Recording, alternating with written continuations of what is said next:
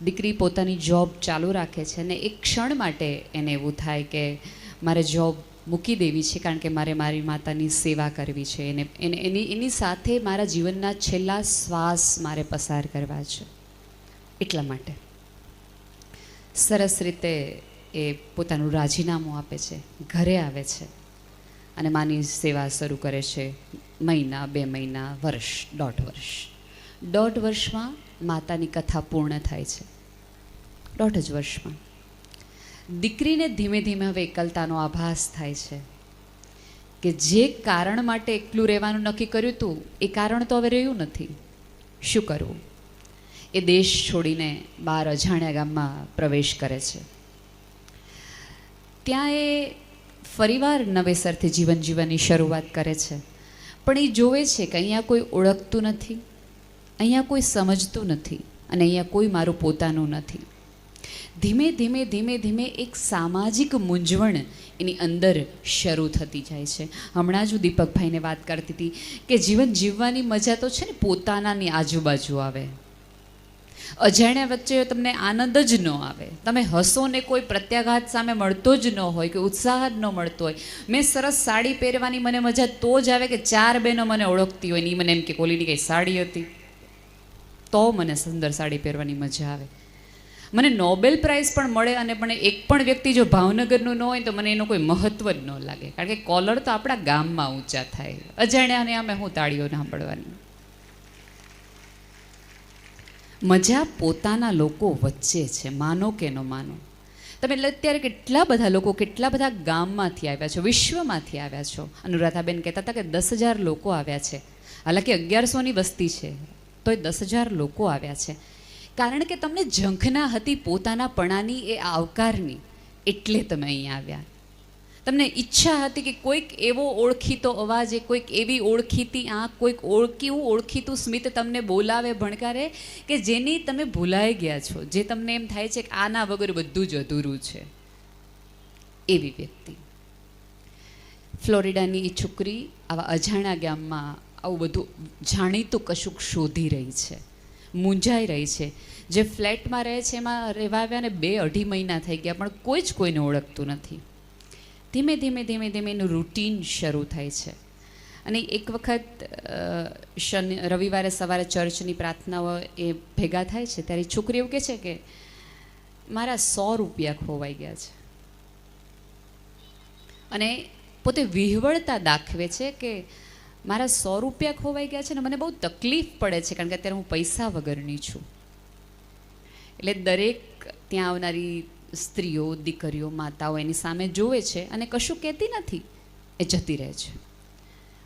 ઓલી છોકરીને થોડી પીડા થાય છે કે કોઈને અસર જ ન થઈ કે મારી 100 રૂપિયાની નોટ ખોવાઈ ગઈ.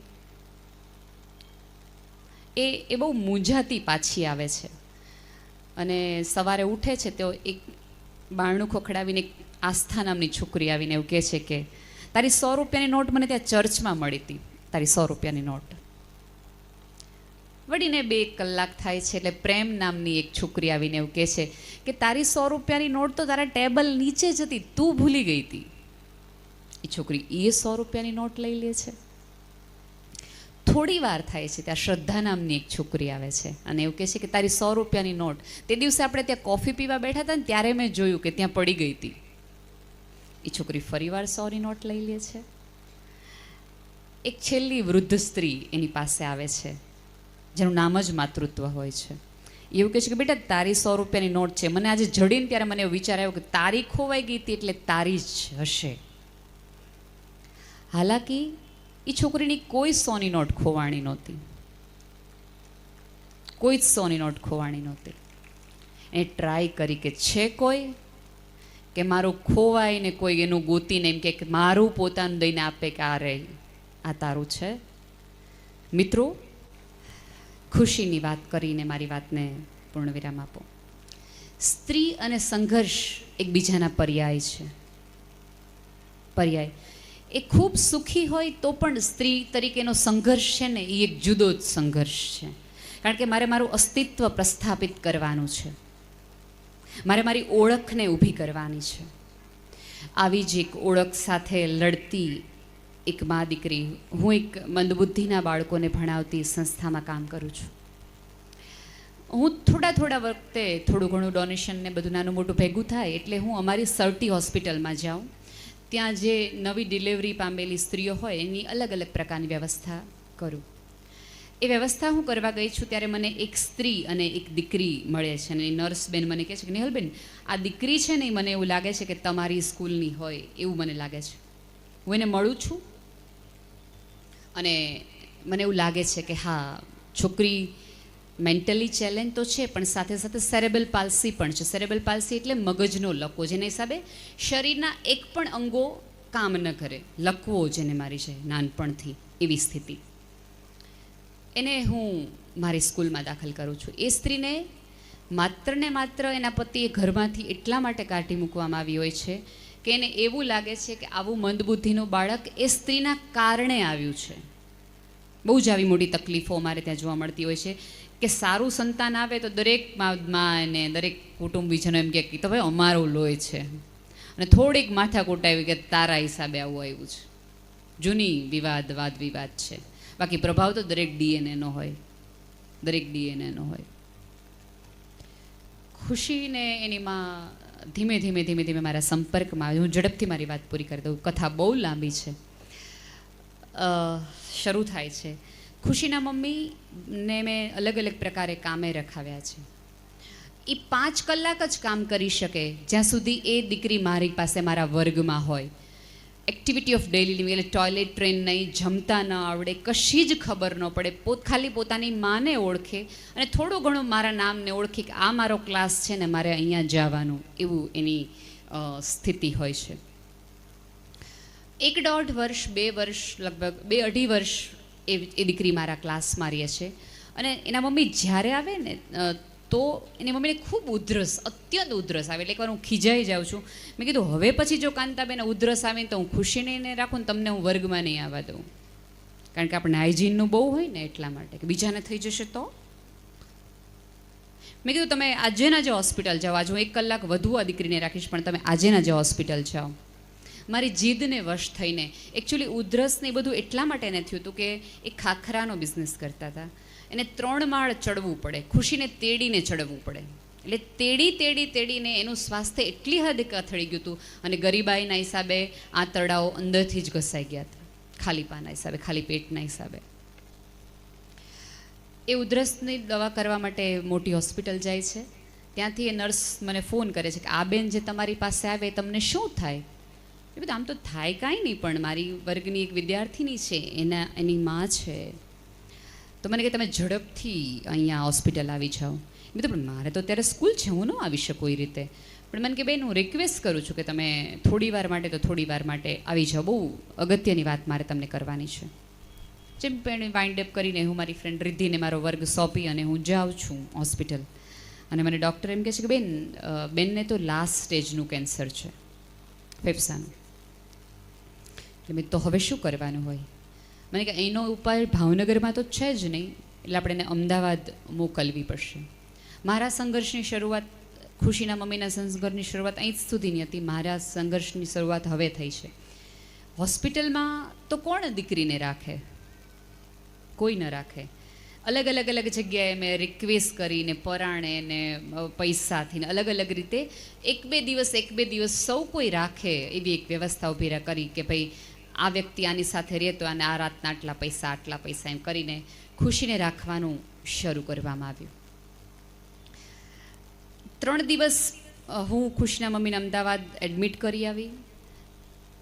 3 દિવસ થયા હશે. પછી ચોથે દિવસે મને એવું થયું કે ત્યાંના નર્સ બેને મને ફોન કર્યો, બેન એની દીકરીને બહુ જ એને મામી યાદ કરે છે, બહુ જ એને યાદ કરે છે. એટલે આઈ ફીલ કે હું 1 દિવસ સવારથી સાંજ ખુશીને લઈને જાઉં, એની માં એમને મળી લે અને પછી શાંતિથી અમે બે પાછા આવી જશું.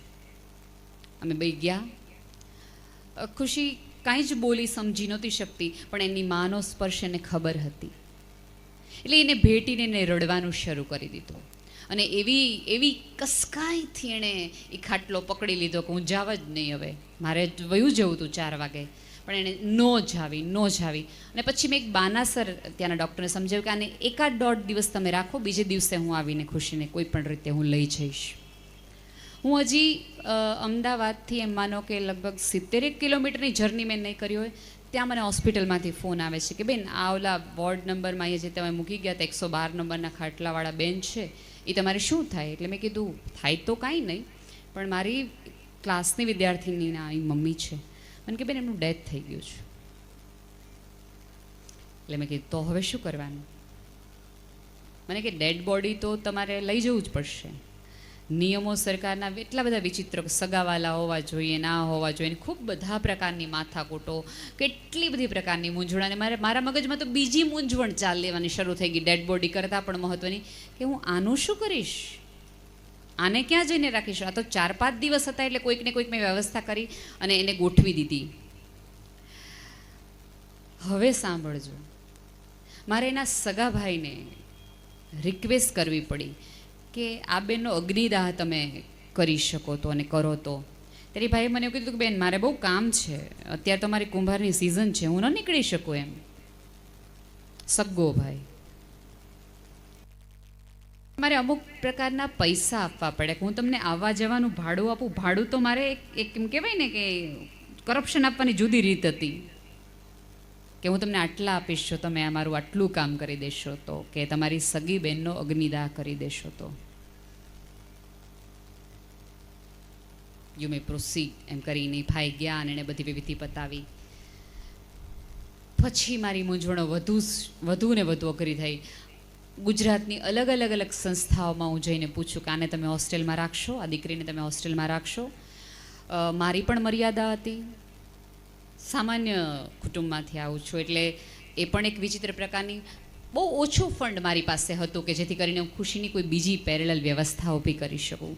દરેક જગ્યાએથી મને ના આવે કે ટોયલેટ ટ્રેન નથી એટલે અમે ન રાખીએ, લાવારીસ છે એટલે અમે ન રાખીએ, આમ છે એટલે ન રાખીએ. અને ક્યાંક બધા એમ કે રાખવાનું કે, તો મને એમ કે વર્ષના 1 લાખ રૂપિયા, જે પણ પોસાય એવું નહોતું. અંતે ક્યારેય પણ કોઈને ટાઈમ મળે તો ત્યારે સંસ્થા જોવા જજો. હિંમતનગર પાસે એક કુષ્ઠરોગ સંસ્થા છે, તેના રમણભાઈ સોની, આજે હું સલામ કરું છું એમને, કે મારી વાત સાંભળી અને મને એણે કીધું બેટા કેટલા પૈસા છે? એટલે બધું આટલા જ છે સાહેબ, બધું પર્સ ખંખેર નાખું ને તો આનાથી વધુ નથી થાય એમ. મને કે આના અડધા જ તું મને અહીંયા આપ, એટલા માટે તું આપ કે તારું સન્માન જળવાઈ રહીએ. ત્યાં 400 મંદબુદ્ધિ દીકરીઓ, 600 મંદબુદ્ધિ દીકરાઓ, 800 જેટલા કુષ્ઠ રોગીઓ અને 600 જેટલા અનાથ, એટલે આખું એક ગામ ત્યાં છે આવા લોકો માટેનું. જજો કોક દિવસ. એમણે રાખી અને લગભગ એમ માનો ને 8-9 મહિના પછી મને ત્યાંથી એક ફોન આવે છે કે બેન રમણભાઈનો તે કે ખુશી નથી રહી, એ મૃત્યુ પામી છે. ટ્રસ્ટ મી, હું બધા દિવસો રડી હતી, તે દિવસે હું જરાય નહોતી રડી. ત્યારે મને પહેલી વખત એમ થયું હતું કે ખુશીનું નામ આજે સાર્થક થયું, કે છૂટી ગઈ આ બધી તકલીફોમાંથી, મૂંઝવણોમાંથી. અને ત્યારે મેં ઉપરવાળાને ચોક્કસ થેન્ક્સ કીધું હતું કે થેન્ક યુ, તેને વહેલી અહીંથી બધાથી લઈ લીધી. કુરૂપ જગત વચ્ચે રહેવાનો કોઈ અર્થ નથી, એટલીસ્ટ આવા બાળકોને ને આવા લોકોને તો નથી જ.